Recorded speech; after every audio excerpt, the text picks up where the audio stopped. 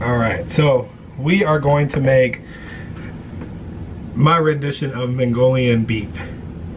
Right, so it's like American Chinese cuisine, right? Because traditional Chinese food is not made the same way as it is here in America, especially for like your buffets or like Chinese restaurants or so on and so forth. So it's American Chinese food.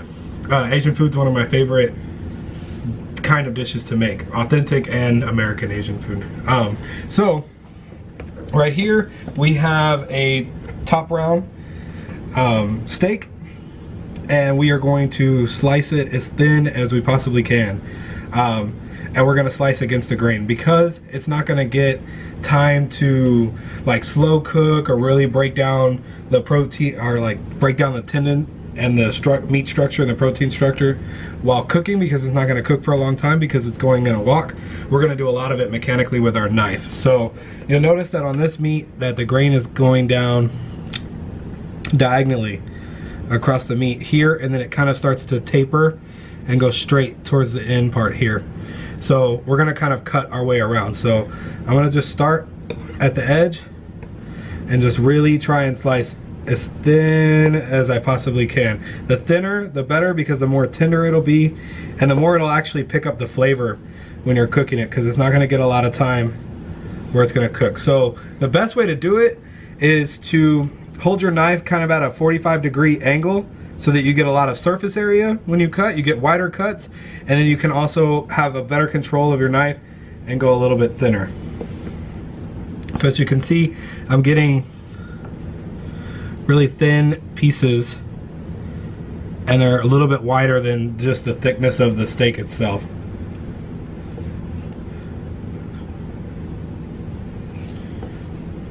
So I'm just going to come across and I'm going to cut these as thin as I possibly can. So I'm going to go ahead and cut the rest of this right now.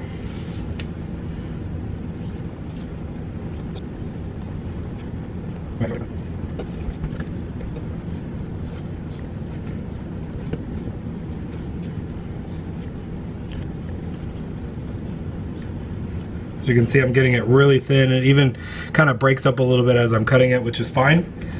You want like decent sized pieces, but if it starts to break up too, that's okay.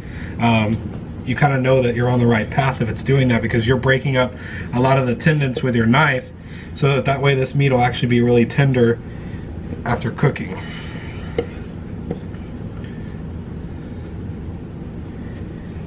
Now you can use flank steak. Like I said, I decided to use top round because I wanted a little bit more bang for my buck. But flank steak will actually come out a little bit more tender, which is why we're cutting this one super thin, to kind of make up for the fact that it's a little bit cheaper like route as far as the meat goes. Oh, it looks like it has a little bit of oxidation too.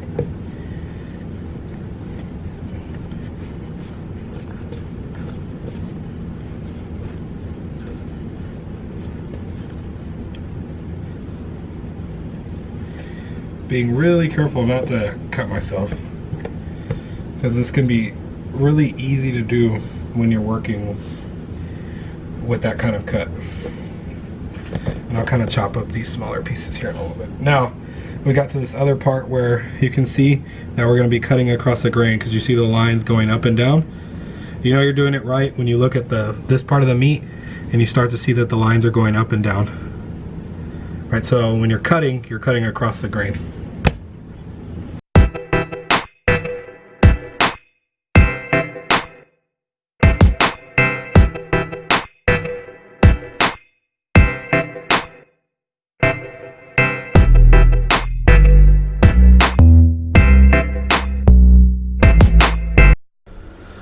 Alright, so we're going to go ahead and we are going to coat and marinate the beef. So I've got a decent sized mixing bowl. I'm going to get everything put in there, and I'm going to coat it with a little bit, enough soy sauce just to get it to where it's kind of loose and not stuck together. It's going to make it easier for when we coat it with cornstarch. So I don't want to use too much because the sauce is already going to have a decent amount of soy sauce, and we don't want to overwhelm it with sodium. or with that salty flavor, right? So we are kind of just going to dust it with cornstarch. I don't really know exactly how much. I'm just going to kind of put it on there and stir up the meat until I get like a nice sticky coating on the outside of it.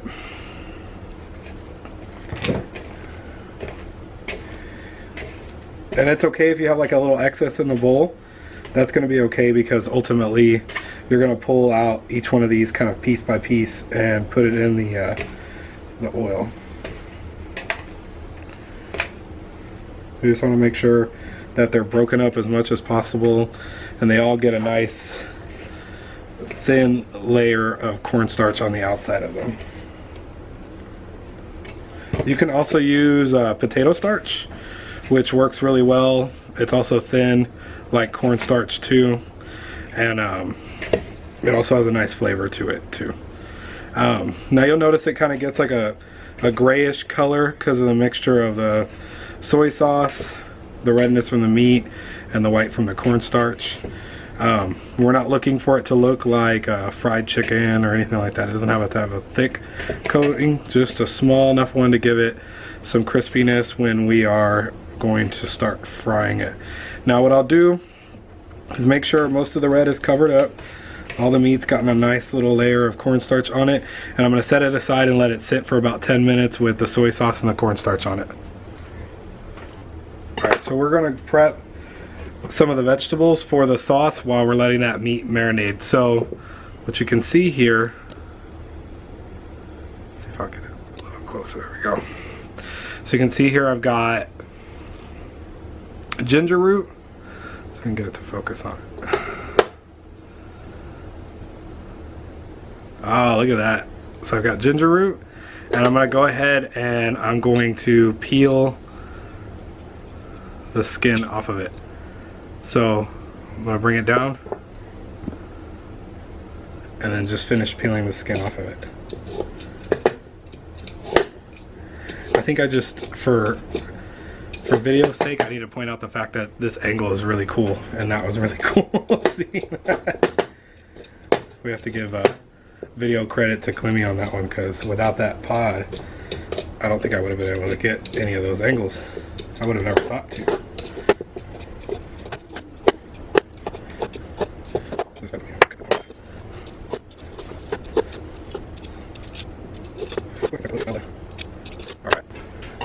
And so I've got a microplane.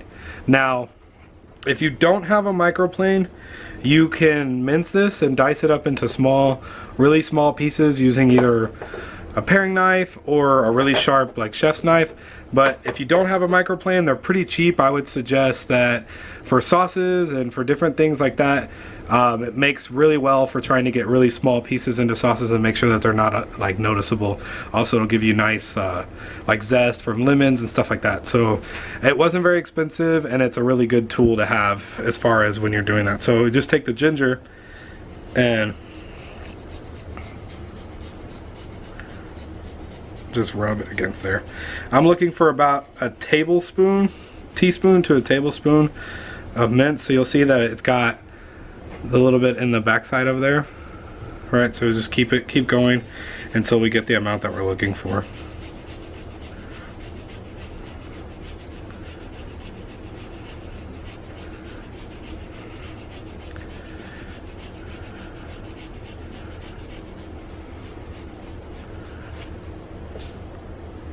So I've got about a teaspoon there or so, just looking on the backside.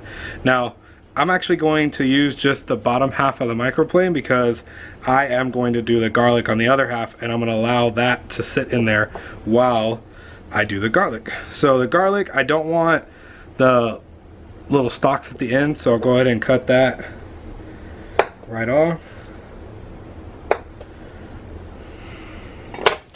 I'm going to do the same thing with the garlic. Now, the garlic's a little more slippery, so you just have to be really careful with it as you're putting it through the microplane. And we're looking for definitely about a whole tablespoon of garlic. These are the two most aromatic things going in the sauce, and it's going to give it its most like more unique flavor.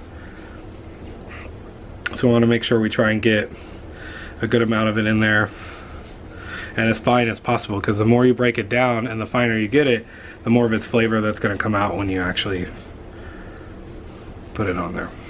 I gotta be careful because this microplane slips and it runs across your skin. What it's doing to the garlic is what it'll do to your skin.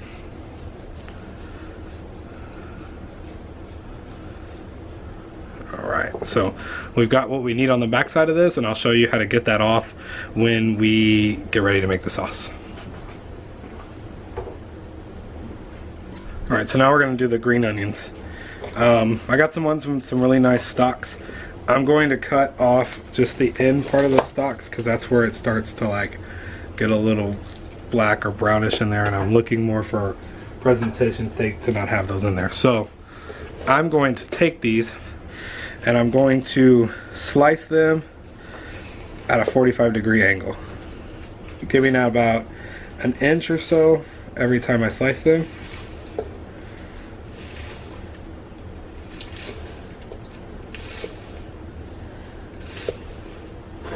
And that is going to be for the beef when we cook it. So I'll just go ahead and set that to the side. You get some nice like wide parts and a nice look to them when you do them that way. Alright, so I'm going to go ahead and start a medium saucepan on about medium heat. Right, so for mine, that's pretty hot for the stove. So because I've got these larger size burners, I don't know if you can see that this is kind of a normal size gas burner, and it's about double the size.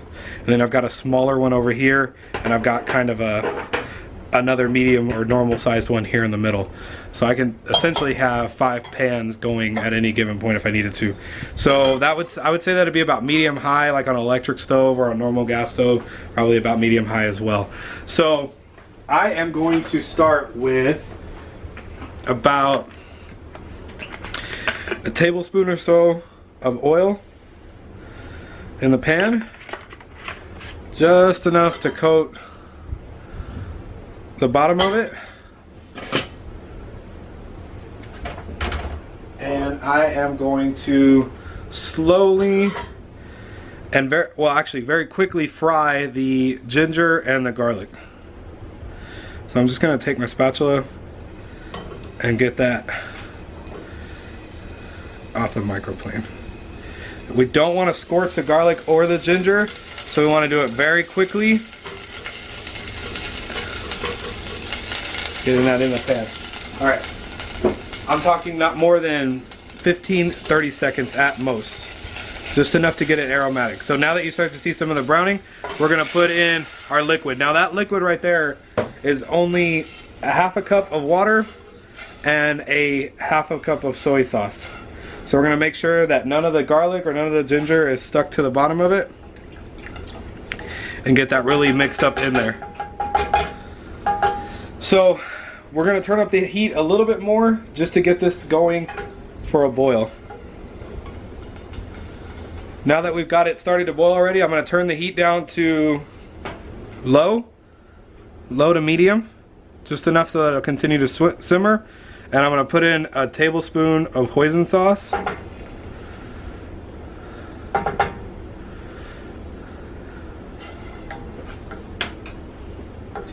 And I'm going to put in a half a cup of sugar, of dark brown sugar. Just make sure that that's stirred in really well. And we can kind of turn the heat up a little bit more.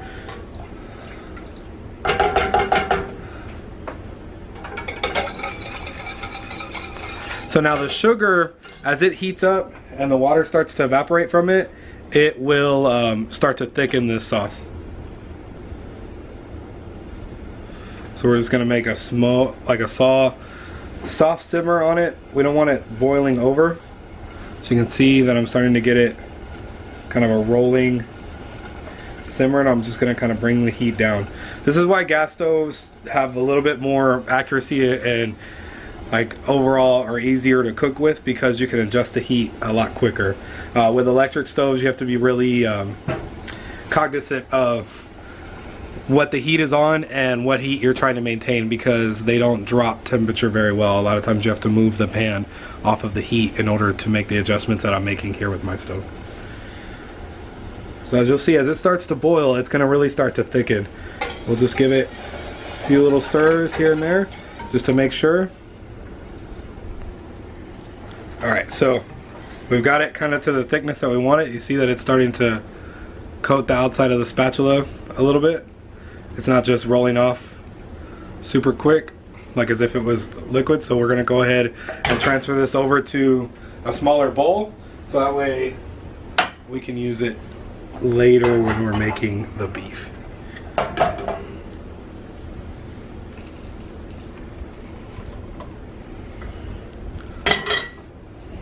Alright, so now we're going to go ahead and start the rice. I am going to I'm going to make a cup of dried rice. So I'm going to bring 2 cups of water to a boil. And I'm going to go ahead and talk about the rice. I went ahead and rinsed it using a mesh strainer in the sink. And you kind of just rinse it until it doesn't come out milky anymore. And that way you wash some of the excess starch off of it, so that way that starch isn't absorbed with the water and you get the rice cooked perfectly. So we're just going to bring this water to a boil, and while it's coming to a boil, I'm going to go ahead and add about a teaspoon of salt to the water. And then I am going to add about a half a teaspoon or so of oil into the water. Well, alright, so now that we've got this brought to a boil, we're going to go ahead and add our rice in.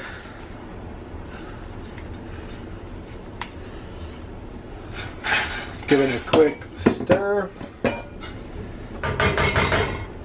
Cover it, and we're going to go ahead and let it simmer for 15 minutes.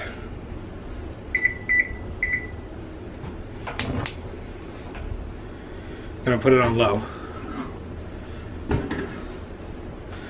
Now we're gonna start with our wok. So my burners get really hot. Typically woks you would set on like high to medium high, but my burner gets really hot. So we're going to start with the wok on about medium high. It's about 7 on my burner. I don't know if you can see the flame. The idea for it is to get really hot. So I added a cup of vegetable oil in there. It has a pretty high cook point, so we can use that without having to worry about too much of it smoking. We want it to get hot, but not hot to the point where it smokes and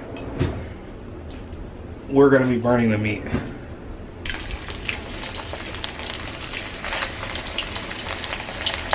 So we're just going to cook them in small batches for about 30 seconds or so a piece, just to make sure that they get a nice crispiness to them and they get cooked. We're not really worried about them cooking all the way because they are eventually going to make their way back into the wok.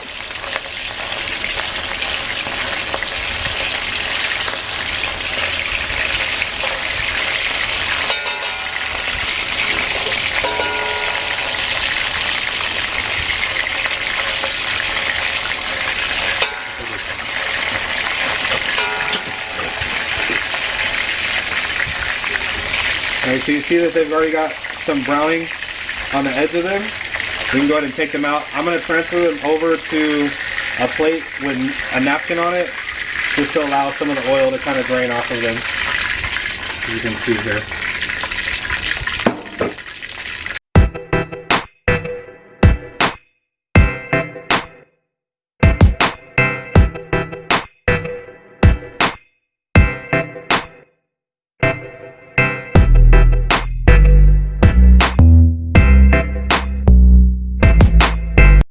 Alright, so I've got all the meat cooked. I went ahead and boiled out the wok, and I retained the oil that was in there, and I'm going to go ahead and start reheating it up. The rice is done. Now that it's stood for a little while, I'm going to go ahead, just take it a little off, and kind of fluff it with a fork. And you'll notice that it's not stuck to the bottom of the pan and that it's nice fried rice. Not fried rice, steamed rice. Woo! Mess it up. Alright, so now the wok's starting to get back up to heat. I'm going to put just a small amount of the oil that we used to fry in there.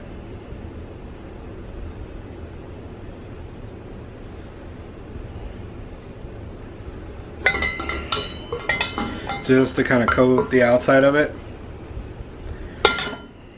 And I'm going to put it on medium to low heat just on mine because I don't want it to smoke. As you can see, it's already starting to smoke. So I want to bring the temperature down of it quite a bit.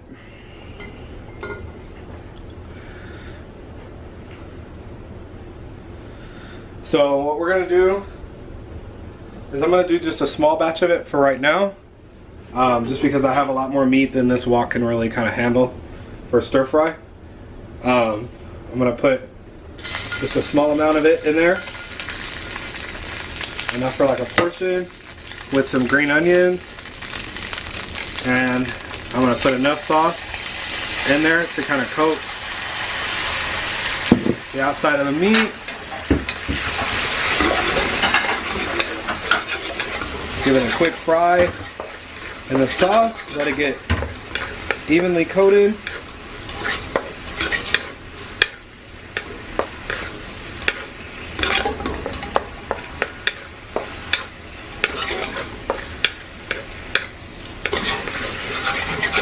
Alright, and then we're going to go ahead and plate it. We're going to take some of our jasmine rice and put it on the plate.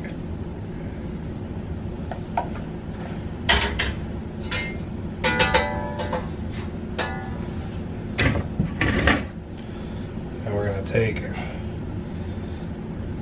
some of our beef.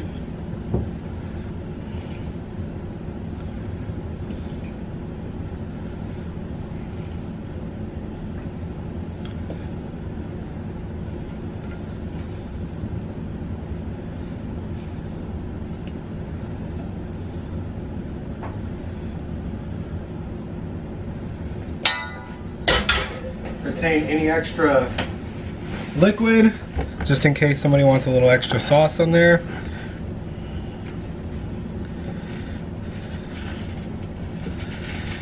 And you've got Mongolian beef and jasmine rice.